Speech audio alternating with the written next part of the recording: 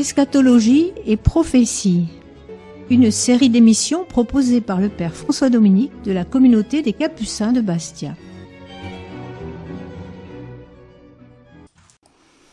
Amis auditeurs, bonjour, heureux de nous retrouver pour notre émission Eschatologie et prophétie.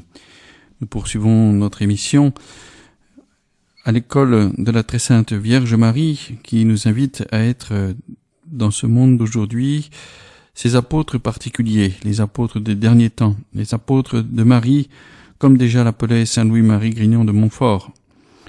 Nous nous appuyons sur ces réflexions avec le livre du Père Livio Fanzaga, fondateur de Radio Maria, qui a composé ce livre Apostoli di Maria en italien. Et donc il nous révèle aussi des mines très importantes sur le rôle de Marie dans la cour de l'histoire et en particulier à la fin des temps. Nous avons vu la semaine dernière que la victoire de Marie est certaine, comme elle l'a prophétisé depuis les apparitions de Fatima. À la fin, mon cœur immaculé triomphera. Cette victoire de Marie est certaine, comme est certain d'ailleurs la victoire du Christ, puisque la victoire de Marie, c'est la victoire du Christ. Et c'est le triomphe de la paix. Le plus grand désir d'une mère, c'est que ses enfants vivent en paix et que la paix règne aussi dans nos cœurs.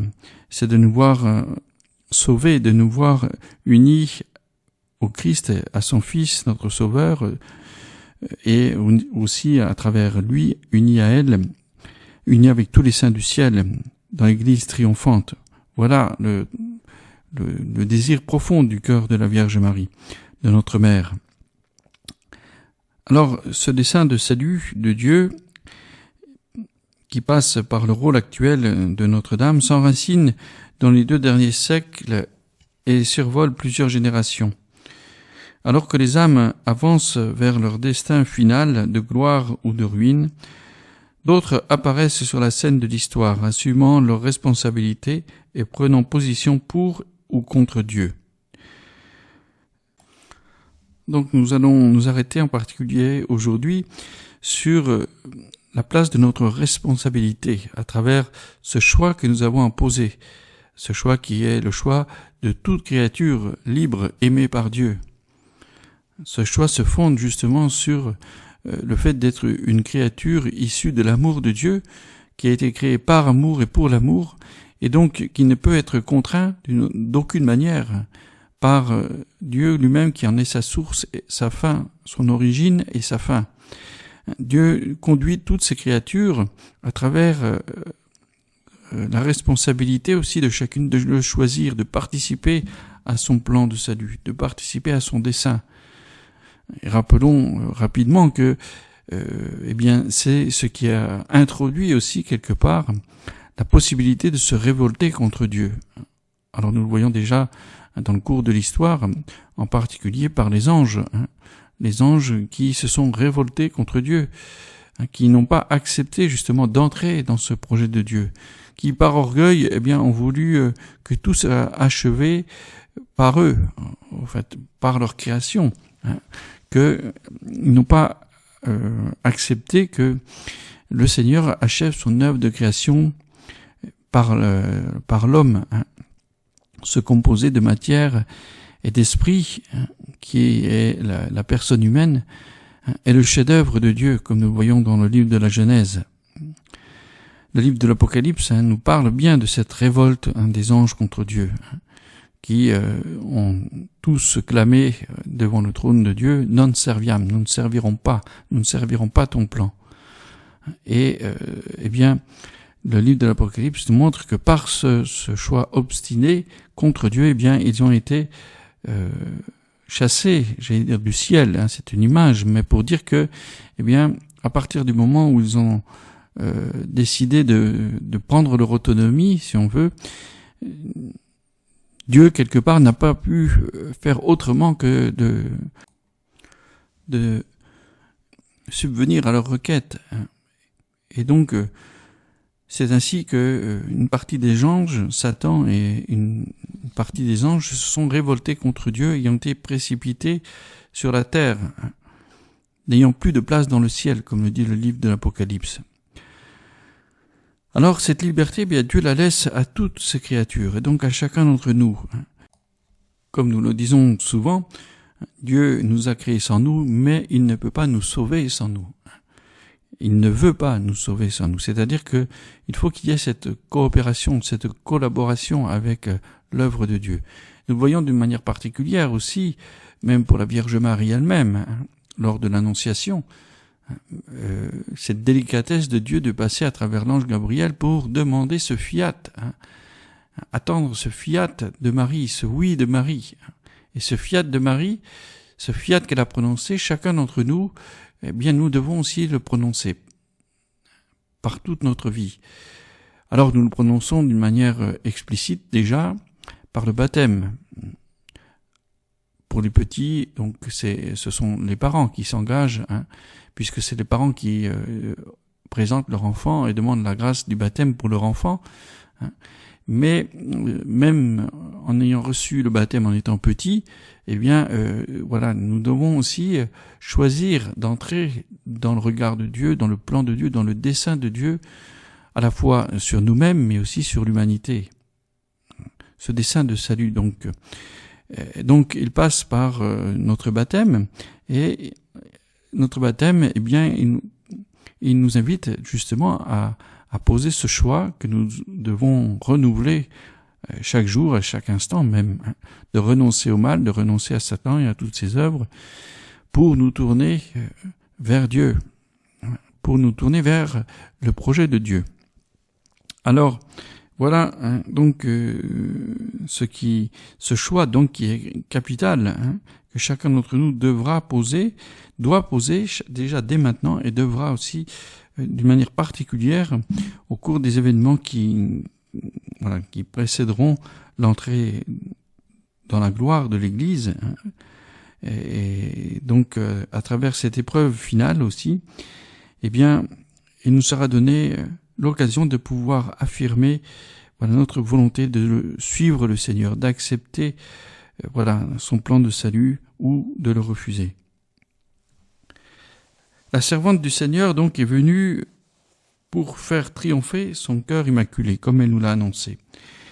Et son cœur immaculé triomphe dans les cœurs et dans l'histoire, chaque fois que nous acceptons le plan de Dieu, que nous acceptons de mettre notre vie entre les mains du Seigneur, mettant ainsi en échec l'objectif de Satan visant à se mettre lui-même à la place de Dieu.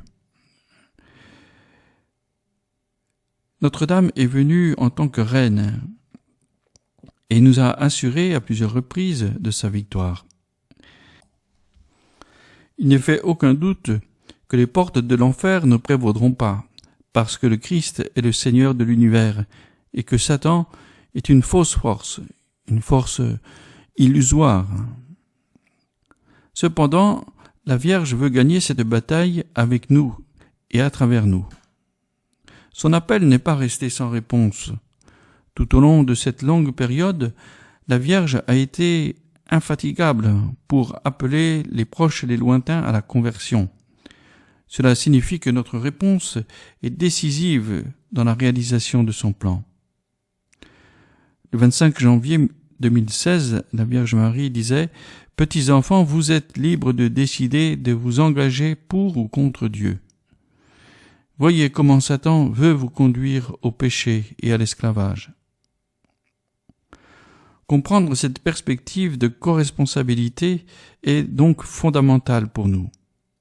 Et cela ne permet à personne de jouer le rôle de spectateur. La Mère du Ciel nous demande, elle demande à ses enfants de l'aider en collaborant au salut des âmes. L'appel que la Reine de la Paix adresse aux personnes et à toute l'humanité, et ceci dès les premiers jours, n'est pas compatible avec les attitudes de passivité et de curiosité qui, malheureusement, se sont également répandues parmi ceux qui se rendent en pèlerinage à Medjugorje. La Vierge s'est plainte à plusieurs reprises du fait que beaucoup écoutent ces messages par habitude, sans se soucier de les vivre et de les traduire dans leur vie au quotidien. Au lieu de changer le présent par sa propre conversion, on spécule sur l'avenir, comme s'il était utile de savoir ce qui va se passer, quand et où. En effet, nous pouvons nous attacher à la Vierge Marie, à ses messages, à ses appels seulement par curiosité. Et nous oublions de mettre en pratique ce qu'elle nous commande. Et elle le dit aussi, vivez mes messages, vivez mes messages. Ce sont des exhortations qui nous invitent à prendre notre vie chrétienne au sérieux, à travers la prière, à travers la pratique des sacrements, à travers la lecture de la Bible, à travers le jeûne. Donc tous ces moyens qui nous sont rappelés, qui sont les moyens courants du salut, qui nous sont donnés par l'Église, eh bien la Vierge Marie nous invite vraiment à les mettre en pratique. Comme elle avait déjà éduqué les enfants de Fatima à prendre au sérieux leur vie chrétienne à travers non seulement la prière du chapelet, mais aussi la place de la communion eucharistique et de l'adoration eucharistique. Donc, malheureusement, nous devons constater aussi que beaucoup s'intéressent un peu à ces messages et à ces événements seulement par curiosité, pour savoir quand ce qui doit arriver va se passer, comment ça va arriver, où ça va se passer, etc. L'avenir est entre les mains de Dieu. C'est lui qui a le dessein de l'humanité dans ses mains. Et quand le Christ nous dit que personne sauf le Père ne sait ni le jour ni l'heure pour son retour ou pour ces événements qui précéderont sa venue dans la gloire, il nous invite justement à nous confier dans les mains de Dieu, à nous confier à cette conduite du Père, parce que si nous ne savons pas ni le jour ni l'heure ni ce qui se passera exactement, Dieu lui-même lui le sait évidemment. C'est son projet, c'est son dessein. Donc à nous de faire confiance et d'entrer dans cette coopération. Mais le dessein donc de l'avenir de l'humanité qui est dans les mains de Dieu, il passe aussi par notre réponse d'aujourd'hui. Ce n'est pas quelque chose un fatalisme, comme si une fatalité qui s'abattrait sur nous, sur l'humanité, dans laquelle nous n'aurions rien à faire ou rien de possibilité en tout cas d'intervenir. Le triomphe du cœur immaculé de Marie est certain parce qu'il est voulu et conduit par Dieu le Père. Mais nous ne devons pas l'attendre comme s'il allait venir de lui-même, sans notre implication. Rappelons aussi, et peut-être que quand on connaît le lien du pape Jean-Paul II avec la Vierge Marie, rappelons-nous son appel aussi à construire la civilisation de l'amour, comme il l'appelait. Et il mettait aussi sa confiance dans cette potentialité des chrétiens d'aujourd'hui à œuvrer pour le règne de Dieu, à construire cette civilisation de l'amour, à nous impliquer par nos choix, par nos conversions, par notre vie au quotidien qui traduit aussi le message de l'Évangile. Tout ça nous fait comprendre que le projet de Dieu, ne se réalise pas sans nous, sans notre implication. Au contraire, il doit être construit avec la Vierge, jour après jour, et à travers une réponse fidèle et persévérante de tous ceux qui décident de la suivre. Comme l'a observé également la voyante Maria dans une conversation sur Radio Maria, la victoire de Notre-Dame sur l'empire des ténèbres était déjà présente au moment où les apparitions ont commencé. Rappelons-nous aussi qu'elle a dit en ce lieu qu'elle venait pour prolonger ce qu'elle avait déjà commencé à Fatima. Le simple fait que la Mère de Dieu descende chaque jour du ciel sur la terre, met quelque part l'empire des ténèbres en effroi. Satan est effrayé parce qu'il sait que son œuvre de destruction va être réduite à néant. Le simple fait que la Mère de Dieu descende chaque jour du ciel sur la terre effraie Satan et le met sur la défensive, le rendant encore plus furieux, parce qu'il sait qu'il lui reste peu de temps. Nous n'avons pas encore pleinement compris la grâce que nous avons par la présence de la servante du Seigneur. Sa descente quotidienne sur la terre est une grâce inestimable que la miséricorde divine a donnée à notre époque, à notre monde, à ce temps aussi plongé dans l'apostasie et dans le mensonge, afin que la lumière l'emporte sur les ténèbres, le bien sur le mal et la vie sur la mort. L'unique fait que la Mère de Dieu et notre Mère se rendent aussi proches de ses enfants empêche le prince de ce monde de les attaquer par son pouvoir d'aveuglement et de destruction. Aussi faibles que nous soyons dans la foi et chancelants dans notre persévérance, la présence de notre Mère nous soutient, nous réconforte et nous encourage. Dans un monde aveuglé par le mensonge et la négation de Dieu, de l'âme et de l'éternité, la présence de Marie à nos côtés, dans la splendeur de son humanité glorifiée, nous fortifie sur notre chemin et nous immunise d'une certaine manière contre les morsures des serpents et des scorpions qui l'infestent. Ce qui rend l'Église indestructible, comme l'affirme l'Évangile, malgré la fureur du dragon, c'est la présence du Christ et d'une manière particulière dans l'Eucharistie. La Vierge également est là pour nous le rappeler, parce que peut-être nous l'avons trop oublié, et sa présence nous aide à redécouvrir la beauté et la force de la foi qui sauve le monde de l'emprise des ténèbres. Le 2 décembre 2015, elle nous dit « Mes enfants, l'Église a été persécutée et trahie dès le début, mais elle a grandi de jour en jour. Elle est indestructible parce que mon Fils lui a donné un cœur, l'Eucharistie.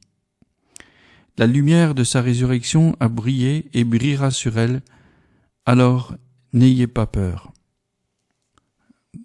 Message magnifique donc de la Vierge Marie donné à Myriana le 2 décembre 2015. Les paroles de la Vierge ravivent l'espérance dans le cœur effrayé de ceux qui voient monter la vague boueuse de la haine contre Dieu, comme si elle était invincible. Ce sont des paroles d'espoir et de victoire. La Vierge puissante, par sa présence et son intercession, a accompli des œuvres admirables et arrache une à une les âmes que le serpent infernal tenait en esclavage. Le temps de sa victoire n'est pas dans l'avenir, mais bien dans le présent. Son dessein est en train de se réaliser sous nos yeux, malgré le fait que l'enfer déverse toute sa puissance destructrice sur la terre, et bien souvent nous ne le remarquons pas. Un des signes les plus frappants de cette présence victorieuse de la Reine de la Paix a été le pontificat de Saint Jean-Paul II. Sans aucun doute, il fut un des plus grands papes de l'histoire, et en tout cas peut-être le plus grand des apôtres de Marie de notre temps. En 1991, en particulier, a été l'année de la victoire du cœur immaculé sur l'athéisme soviétique, alors que personne ne l'aurait pu imaginer. Notre-Dame, dans son premier message de l'année, a décrit un scénario troublant de destruction et de mort que Satan préparait et contre lequel il était nécessaire de se mobiliser. La Vierge nous dit, le 25 janvier 1991, « Chers enfants, aujourd'hui plus que jamais, je vous appelle à la prière. Que votre prière soit une prière pour la paix. Satan est fort et désire non seulement détruire votre vie, mais aussi la nature et la planète sur laquelle vous vivez. »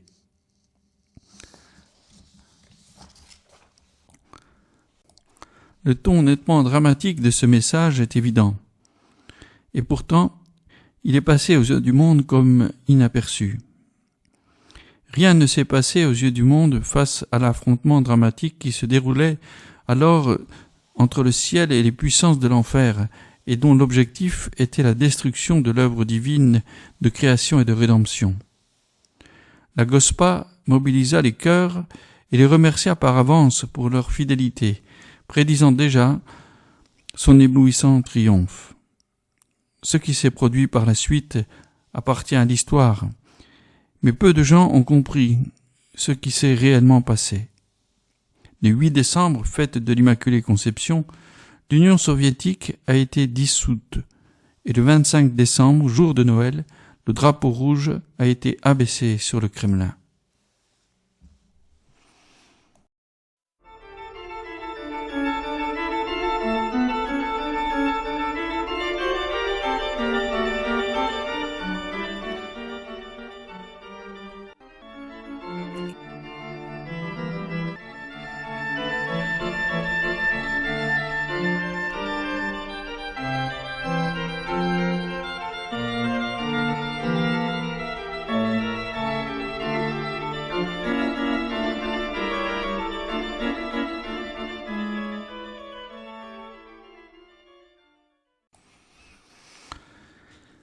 Alors, si la victoire de Marie est puissante et certaine, eh bien, nous aurons nous aussi à nous prononcer, à nous engager. Tout homme aura à répondre de ses comptes. Nous le savons bien sûr en ce qui concerne notre salut éternel, mais les choix que nous posons sur terre dès maintenant ont une dimension d'éternité. La Vierge disait le 2 mai 1982 « Je suis venu appeler le monde à la conversion pour la dernière fois. Après cela, je n'apparaîtrai plus sur la terre. Ce sont mes dernières apparitions. » Notre-Dame est ici à nos côtés pour sa dernière bataille contre Satan et pour sa plus grande victoire. Après le temps de paix qui sera accordé à la terre et qui commencera avec l'accomplissement des 10 secrets, comme annoncé dans l'Apocalypse, l'Empire des Ténèbres tentera un dernier assaut. Mais alors ce sera le Christ lui-même qui viendra sur les nuées du ciel, avec grande puissance et grande gloire, pour crier « Assez » au mystère de l'iniquité, et pour mener à bien sa grande œuvre de miséricorde et de rédemption de l'humanité. Je vous renvoie donc à ce passage de l'Apocalypse, au chapitre 20, les versets 7 à 10. Tout au long de la période marquée par la présence de Marie, beaucoup ont répondu à son appel, mais un grand nombre ne l'ont même pas pris en considération. La Gospa elle-même en fait le constat.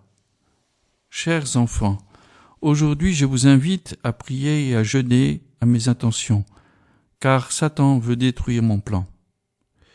J'ai commencé ici avec cette paroisse et j'ai invité le monde entier.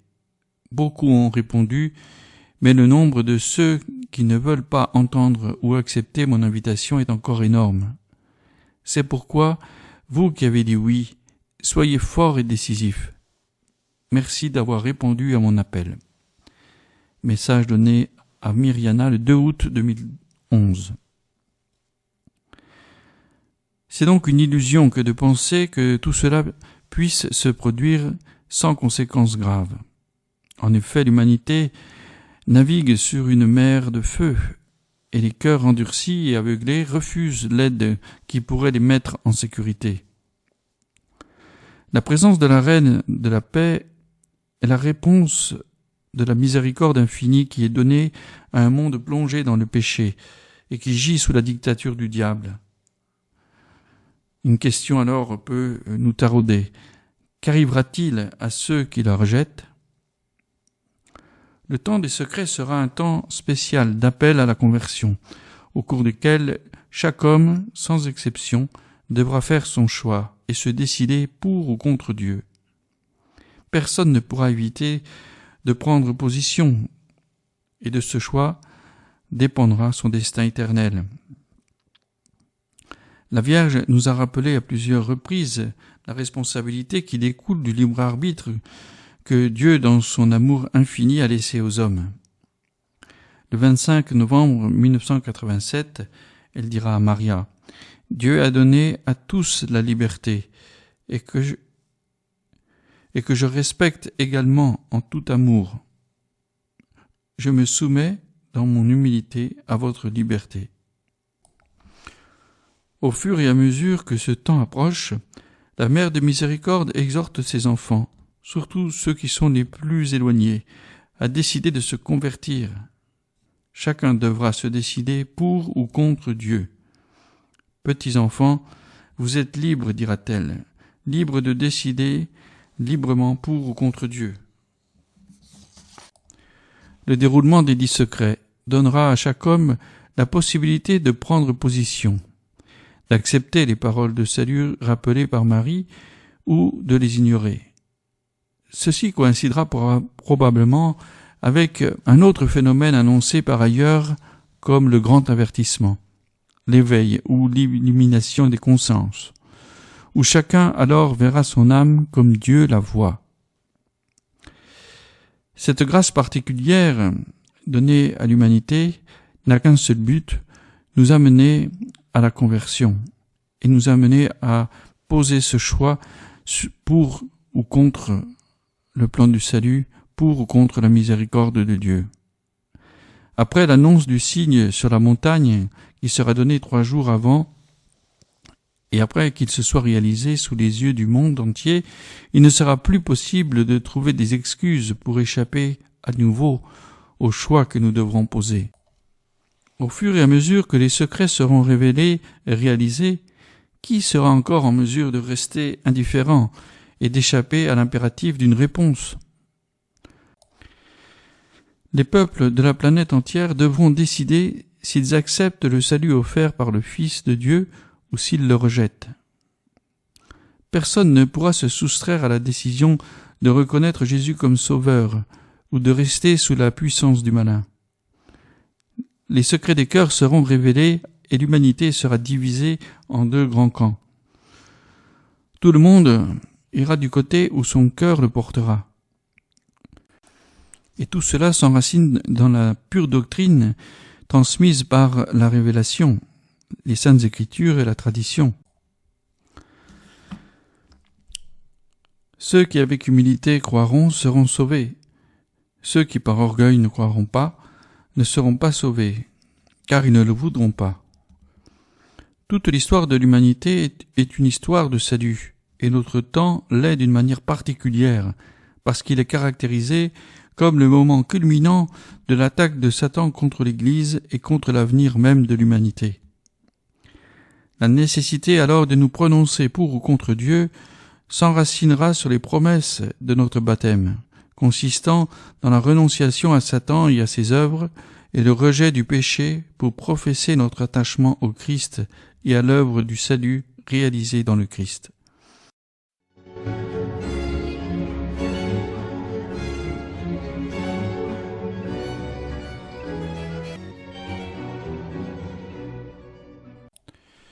Voilà, chers auditeurs, eh bien, nous poursuivrons la semaine prochaine sur ce thème très important, sur ce choix qui nous est demandé déjà dès maintenant, parce que notre vie, nous ne savons pas combien de temps elle durera.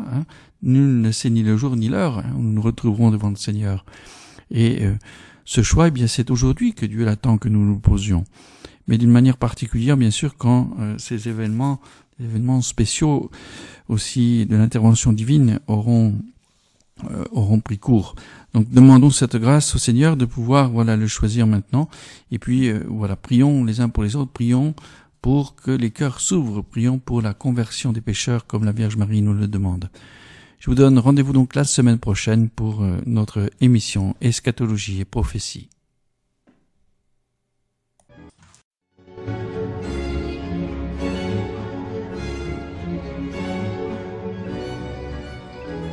Eschatologie et prophétie, une série d'émissions proposée par le Père François Dominique de la communauté des Capucins de Bastia.